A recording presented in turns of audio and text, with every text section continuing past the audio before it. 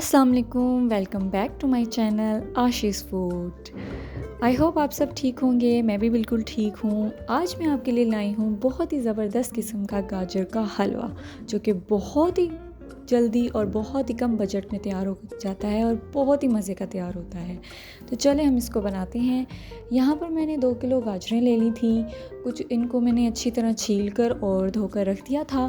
کچھ normal size کی تھیں اور کچھ زیادہ بڑی سائز کی تھیں، تو میں نے ان کو کٹ کر لیا تھا جیسے کہ آپ دیکھ رہے ہیں، اور جو نارمل سائز کی تھی ان کو میں نے ویسے ہی رکھا تھا۔ یہاں پر میں نے لے لیا ہے پریشر کوکر، اس میں میں ڈال دوں گی۔ یہ بہت ہی آسانی سے اور منٹوں میں بن کر تیار ہو جاتا ہے، اس میں کدوکش کرنے کی ضرورت نہیں ہے، بس بہت ہی جلدی منٹوں میں پریشر میں ہم اس کو بنا سکتے ہیں۔ یہاں پر میں نے اس کو پریشر میں ڈال دیا ہے، اور پریشر میں ڈالنے کے بعد اس میں کچھ بھی شامل نہیں کروں گی، بس اس کو میں تھوڑا سا دیسی گھی ڈال کر اس کو میں پریشر کوکر میں بنا لوں گی، تو یہ بہت ہی جلدی بن کر تیار ہو جاتا ہے، اس میں زیادہ ٹائم بھی نہیں لگتا ہے۔ یہاں پر میں نے 1 ٹیبل اسپون دیسی گھی ڈالا ہے، اور اس کو میں ڈال کر اس کو تھوڑا سا ہلاؤں گی تاکہ اچھی طرح وہ اس میں سیٹ ہو جائے، اور اس کے بعد میں پریشر کوکر کو بند کر دوں گی۔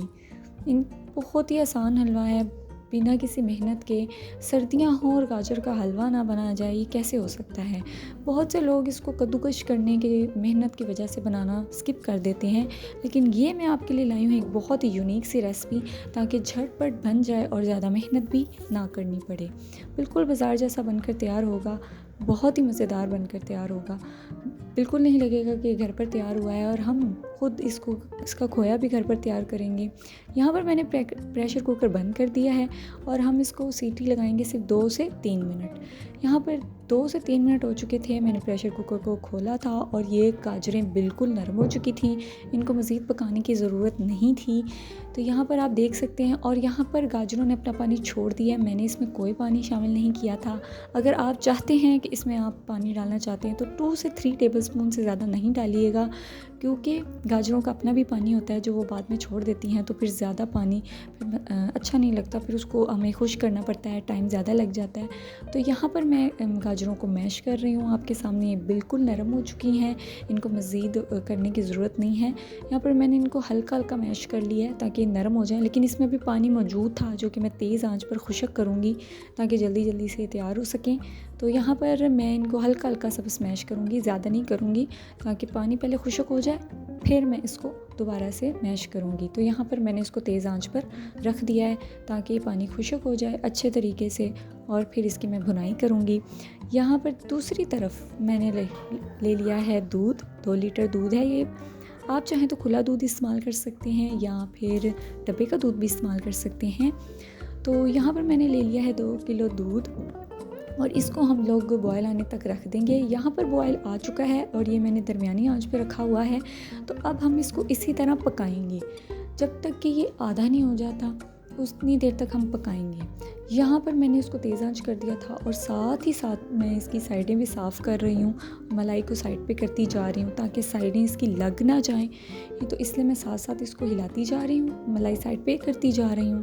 اور یہ نارمل سے آپ چاہیں تو اس کو درمیانی آنچ پہ بھی رکھ سکتے ہیں، لیکن درمیانی آنچ پر زیادہ ٹائم لگتا ہے، تو یہاں پر میں نے فلیم ہائی کر دی تھی۔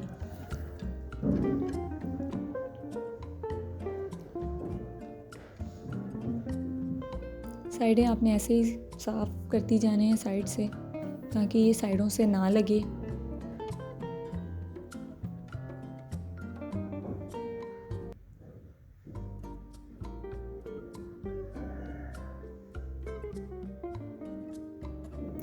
یہاں پر دوسری طرف پانی بالکل خشک ہو چکا تھا، اور اب میں ان کو اچھی طرح میش کر لوں گی۔ آپ چاہیں تو اس کو بلینڈر میں ڈال کے بلینڈ بھی کر سکتے ہیں، یا کسی طرح بھی آپ اس کو میش کر سکتے ہیں۔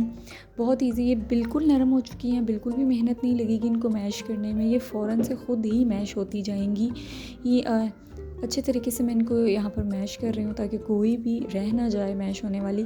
تو یہاں پر آپ اس طرح اس کو اچھی طرح میش کر لیں گے اور اس کے بعد دیسی گھی شامل کر کے اس کی میں دوبارہ سے بھنائی کروں گی 5 سے 6 منٹ تک، تاکہ اچھی طرح گاجریں پک جائیں۔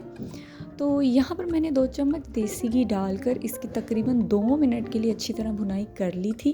تو میں یہ چیک کر رہی تھی کہ اس کو مزید بھوننے کی ضرورت ہے یا نہیں، تو مجھے ایسا لگ رہا تھا کہ اس کو مزید 1 سے 2 منٹ تک بھون لینا چاہیے، تاکہ گاجریں اچھی طرح پک جائیں دیسی گھی میں۔ تو یہاں پر میں نے پھر کیا کیا تھا کہ میں نے اس میں تھوڑا سا اور دیسی گھی شامل کر کے تو پھر میں اس کو بھون رہی تھی۔ بہت ہی مزیدار حلوہ بن کر یہ تیار ہوتا ہے، بالکل یہ بازار جیسا۔ تو آپ بھی ضرور ٹرائی کیجئے۔ یہاں پر میں نے 1 ٹیبل اسپون دیسی گھی شامل کر دیا ہے اور اب میں اس کو مزید 1 سے 2 منٹ تک بھونوں گی، زیادہ نہیں بھونوں گی۔ یہ تقریباً ریڈی ہو چکی ہیں، بس تھوڑی سی میں نے 1 یا 2 منٹ مجھے لگ رہا تھا کہ تھوڑی سی بھون لینی چاہیے، تو میں اس کو 1 یا 2 منٹ کے لیے مزید بھون رہی ہوں۔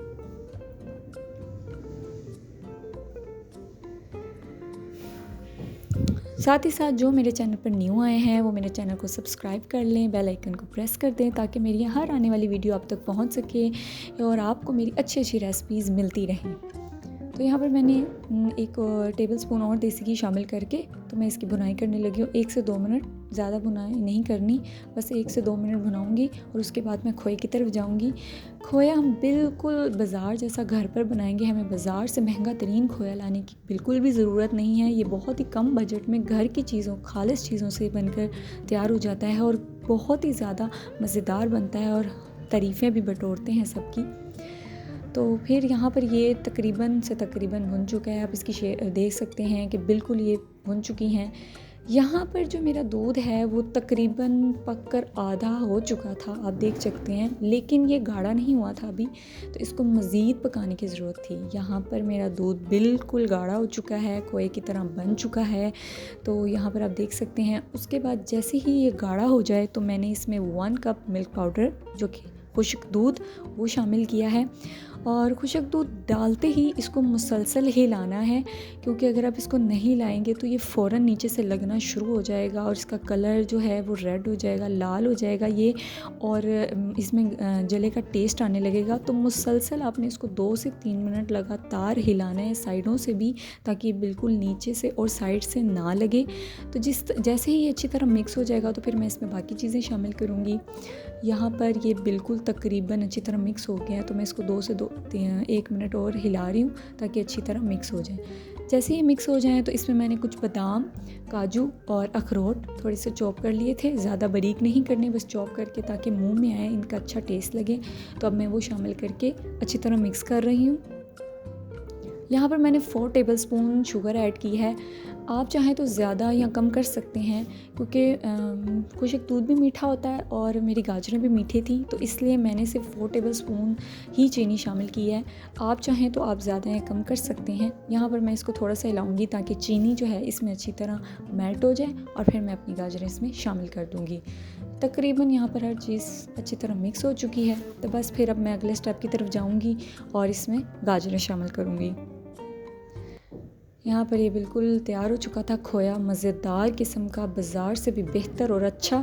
تو یہاں پر میں نے اپنی بھنی ہوئی گاجریں اب اس میں شامل کر رہی ہوں، تھوڑی تھوڑی کر کے ڈالوں گی تاکہ میں اچھی طرح مکس کر سکوں۔ زیادہ کر دیں تو پھر مکس کرنے میں آسانی نہیں ہوتی ہے، تو میں نے پہلے تھوڑی سی گاجریں ڈال کر ان کو اچھی طرح مکس کر لیا ہے۔ اس کے بعد میں باقی کی جو گاجریں ہیں وہ بھی اس میں شامل کر لوں گی۔ تو یہ میں نے باقی کی گاجریں بھی اب میں اس میں شامل کر رہی ہوں، تو اب میں اس کو اچھی طرح مکس کروں گی۔ اس کو اس میں کھوئے میں ڈالنے کے بعد زیادہ پکانے کی ضرورت نہیں ہے، کیونکہ کھویا بھی تقریباً بن چکا ہے اور گاجریں بھی اچھی طرح بن چکی ہیں، تو اس کو مزید زیادہ آپ کو پکانے کی ضرورت نہیں ہے۔ آپ نے صرف ڈال کے اس کو کھوئے میں 2 منٹ کے لیے اچھی طرح مکس کرنا ہے، تاکہ جو کھوئے کا ذائقہ ہے وہ اچھی طرح گاجروں میں آ جائے اور اس کا ایک اچھا سا ٹیسٹ بن جائے۔ تو پھر اس کو ہم زیادہ نہیں، بس 2 سے 3 منٹ اور دینے ہیں اور گاجر کا حلوہ تیار ہے۔ تو یہاں پر دیکھیں کہ میں نے گاجر کو اس میں مکس کر لیا ہے اچھے طریقے سے، اور یہ بہت ہی زبردست قسم کا بن چکا ہے۔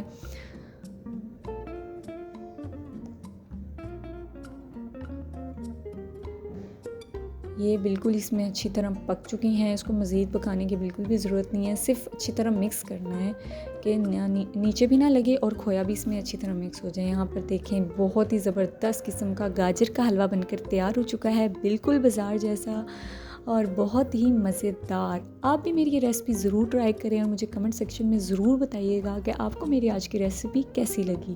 بہت ہی مزیدار اور بہت ہی کم ٹائم میں یہ بن کر تیار ہو جاتا ہے، نہ زیادہ محنت کرنی پڑتی ہے، نہ کدوکش کرنی پڑتی ہیں گاجریں۔ آئی ہوپ آپ کو میری آج کی ریسپی بہت زیادہ اچھی لگی ہوگی، تو میرے چینل کو سبسکرائب کرنا نہ بھولیے گا، بیل آئیکن کو ضرور پریس کریے گا تاکہ ہر آنے والی ویڈیو آپ تک پہنچ سکے، اور اس کے ساتھ ساتھ مجھے لائک اور شیئر ضرور کیجیے گا۔ کمنٹ سیکشن میں ضرور بتائیے گا کہ آپ کو میری ریسپیز کیسی لگتی ہیں۔ پھر ملیں گے ایک نئی ریسپی کی اس کے ساتھ، تب تک کے لیے اللہ حافظ۔